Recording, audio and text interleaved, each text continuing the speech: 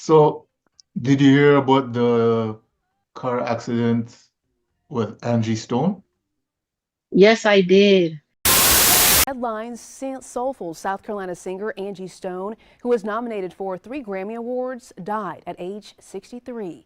She died early Saturday after a car accident in Montgomery, Alabama.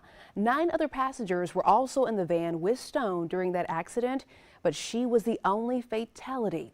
With a career in music that spanned the late 70s through her sudden death, she topped both R&B and hip hop charts. I Yeah, did. That hurt my feelings a lot. I love Angie Stone. Like, yeah, that really hurt my feelings. I heard that she was in the process of like exposing Universal Music music studios, like that record label. yeah. Was talking about that they pretty much took her royalties and X, Y, and Z type of thing.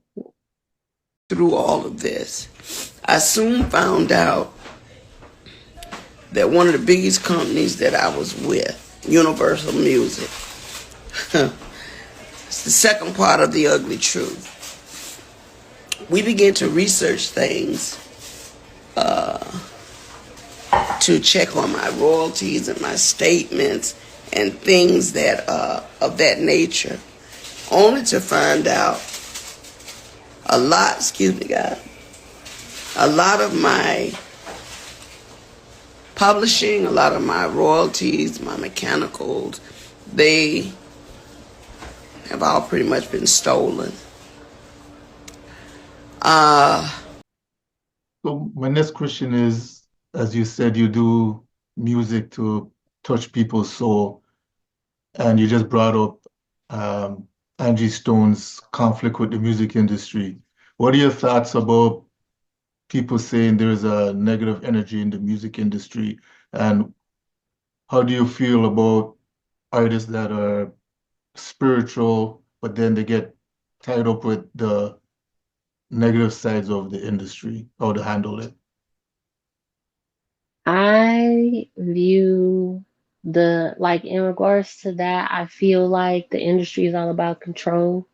Yeah, And I think they target I highly believe that people who, came from the hood and everything like that and from certain areas and had certain lifestyles or dealt with certain things in regards to their family and they're trying to get away, I feel like they target people like that mostly because yeah, those people don't really read the fine print or really go based off of their intuition or do their research. I think they just think about, oh, I'm about to get a check. Like I'm about to get a check and I'm about to find a good way to get out, like an easy way to get out type of thing. yeah. Um, I don't think they really do their research for like do their research and do background checks in regards to the people who they're doing business with. Um, I fully encourage a lot of people to just go independent. Yeah. If you do get signed, I feel like definitely just following read the fine print and make sure that you have a loyal team, like your own individual team that you curated yourself, not like a team that the record label gives you or people that they give you. It's always But the best to horror just, stories, yeah. yeah, I've heard that. yeah. I believe Uh, it was New Edition and TLC had a situation like that, where the record label yeah. gave them the lawyers that they dealt with that was working for both sides. Yeah, I read about that too. And they were upset and they made a whole a speech when they got their award about how, they didn't get paid for the album, like how they thought that they were, that the record label got all of the money. We are the biggest selling female group ever. 10 million albums worldwide. We have worked very hard. We have been in this business for 5 years. And we are broke as broke can be. Trust me, you can sell 10 million albums and be broke if you have greedy people behind you.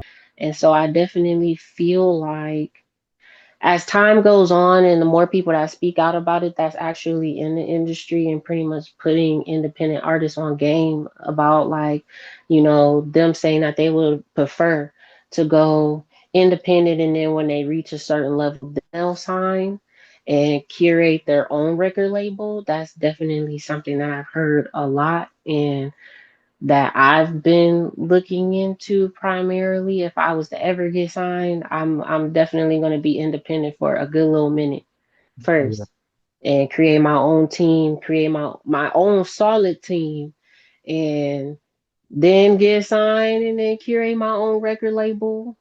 Like, but it's all about power, it's all about greed, and it's all about control. And if you allow them to do that, and it's also like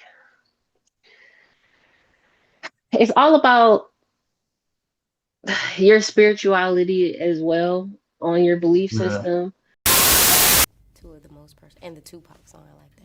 Yeah, it did feel real recording that song with him. And there were a lot of lyrics that were on the track that you guys don't hear because I didn't put them on the track. And some of the stuff he said was just spooky. I mean, it was like, how could you say these things? And it sounds like you said them today. You know, they were just spooky. When I come back, expect me to come back like Jesus. Some things I can't even put on the album. Yeah.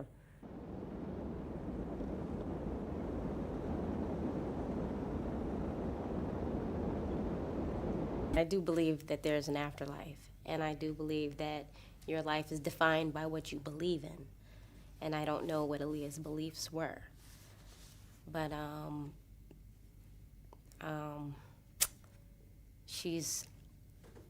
sure that there are people who are close to Aaliyah who will definitely feel her presence, even though she's not here in this physical realm. Also about making sure that you're highly protected when it comes to those type of people, because I definitely view it as like a spiritual warfare. We're battling the spirit and not the vessel. I'm a firm believer of that. So the Yeah. industry is a wicked place. It can be wicked. And so you definitely have to make sure that you have like even with the Jay-Z thing and the Beyonce thing, like how they curated their whole own team and they have all these allegations against them and it's just like they have their team already. They had their team Yeah. before they even became at a certain eye point, and they had that type of spirituality intellect to be able to make sure that they were 10 steps ahead, whether they did it or not, but I'm just saying, Yeah. Yeah. Yeah. hey, you see where Diddy at? TLC had generated on Crazy Sexy Cool $75 million and they gave us $50,000 a piece. So I was like, what the hell? So, of course, Lisa was the ringleader. Like, we need to go get our money. I need to know where my MFN money's at.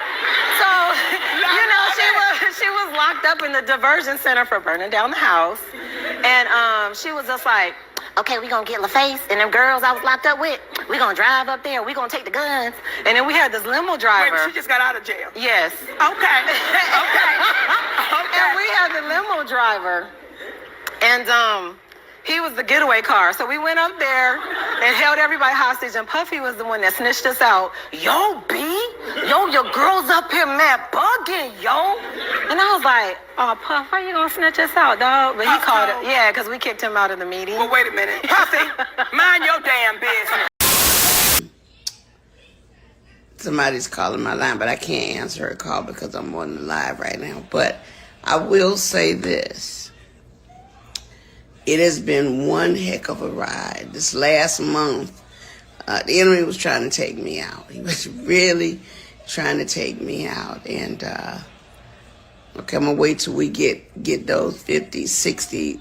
We had 51. Let me see, can I get 70 to 100 people in the room right now before I reveal some very, very interesting information. And it is like a double-edged sword, because I'm going to tell you one thing, and then I'm going to get to the worst thing that could possibly happen to any artist after 45 to 50 years in the business. The worst thing that could happen It has, of course, happened to me, and I'm constantly in prayer for God to forgive the people that have wished me ill will or, done anything to remotely get in the way of the gift of sharing with my fans. Okay? We're at 45. Let me get 50. Let me get 60. And I'm going to give y'all 5 more minutes to get some more people on this live. The devil is a liar. You're right. Come on now. Come on. Oh, by the way, the Christmas song, All I'm Missing, is #1 in several countries. We put it out on the 15th of November, on the 14th of November. The devil tried to stop that. It was snatched down. Then it was put back up. He tried to, of course, blame it on me, but it wasn't my fault. However, the song prevailed. After everybody bailed, the song went all the way to #1 and is steadily climbing the chart. So if you guys have never heard my mechanicals, they've taken pretty much everything. They've stolen, I won't say stolen, but they have taken all the monies that were due to me. They have basically absorbed in that company. And even though there's several class action lawsuits, people that were working on my behalf never even registered the songs. All the songs that I've done, I'm only coming to find out they were not properly registered by the companies that I signed over to. People that were supposed to do their due diligence. So I am truly a walking testimony that God has carried me all this time. Because if you only knew how much money they have taken from me, how much they have stolen from me, monies that I'm supposed to be, I should have been able to retire 20 years ago with the money I've made, supposedly. But there are key people that have been driving the ships. And what they've been doing is improperly representing me, improperly stealing from me, taking things in their own hand, changing and switching lanes because they knew I didn't know that part. See, I'm not an attorney. I don't know everything. What I learned how to do was go out, work hard, get paid, come home, pay my bills, take care of my family.